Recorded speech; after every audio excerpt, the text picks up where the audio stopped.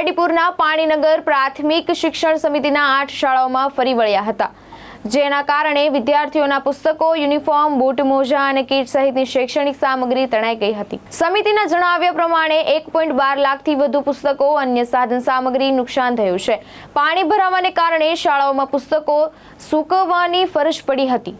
શૈક્ષણિક સામગ્રી ખરાબ થતા વિદ્યાર્થીઓના અભ્યાસ પર માઠી અસર પડી હતી। રાજ્ય સરકારે માનવીય અભિગમ દાખવવા નગર પ્રાથમિક શિક્ષણ સમિતિ પાસેથી નુકસાનની વિગતો મંગાવી હતી।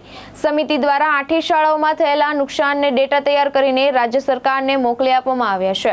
રાજ્ય સરકારે વિદ્યાર્થીઓ માટે 1.12 લાખ પુસ્તકો એક અઠવાડિયાની અંદર ઝડપથી મોકલી આપવાની ખાતરી આપી છે। પુસ્તકો મળ્યા બાદ પૂરથી અસરગ્રસ્ત વિદ્યાર્થીઓનો અભ્યાસ ફરી નિયમિત બનશે। આમ તો જોવા જઈએ તો 8-10 જેટલી શાળાઓમાં ખાડીપુરની અસર થઈ છે અને એ ખાડીપુરના અસરને લીધે ધારો કે મીઠી ખાડી હોય, નાગસેનનગર હોય, પાંડેસરા હોય, એ વિસ્તારોમાં બાળકોના ઘરમાં પાણી ભરાવાથી બાળકોના પાઠ્યપુસ્તકો હોય, યુનિફોર્મ હોય, શૈક્ષણિક કીટ હોય, સ્કૂલ બેગ હોય, આ બધું પલળી ગયું છે કે આ રેલના પાણીમાં ટનાઈ ગયું છે। આના કારણે લગભગ ઘણી સ્કૂલો દ્વારા કેટલું નુકસાન થયું છે, કેટલા પુસ્તકો પલળી ગયા છે, એની વિગતો નગર પ્રાથમિક શિક્ષણ સમિતિને મોકલવામાં આવી છે। રાજ્ય સરકાર પણ આ બાબતમાં ચિંતિત હતી। એમને પણ નગર પ્રાથમિક શિક્ષણ સમિતિ પાસે આ નુકસાની શું થઈ છે તેની વિગતો મંગાવી હતી।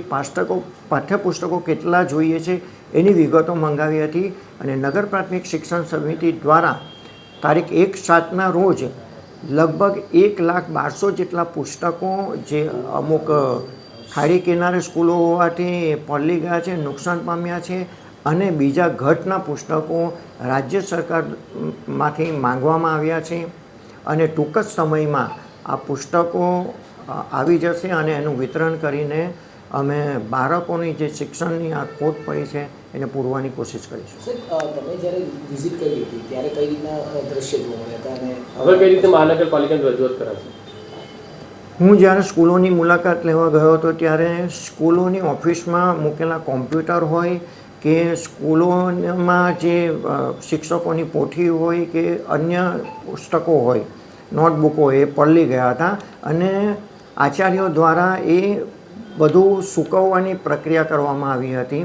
કોમ્પ્યુટર બગડેલા હોય તે પણ એ લોકોએ રિપેર કરાવી લીધા હતા અને હવે કઈ રીતે એ બધા કાગળનો એટલે જે પુસ્તકો પલળી ગયા છે એ કઈ રીતે મેળવી શકાય એની ચિંતા કરતા હતા અને 6-7 ફૂટ પાણી ભરાયા હતા એટલે બેન્ચીસ હોય કે શાળા હોય એની અંદર કાદવ કીચડ થઈ ગયો હતો, પરંતુ આચાર્યો અને શિક્ષકો દ્વારા સફાઈ કરીને રેગ્યુલર બાળકો કઈ રીતે શાળામાં આવે એની ચિંતા કરવામાં આવી।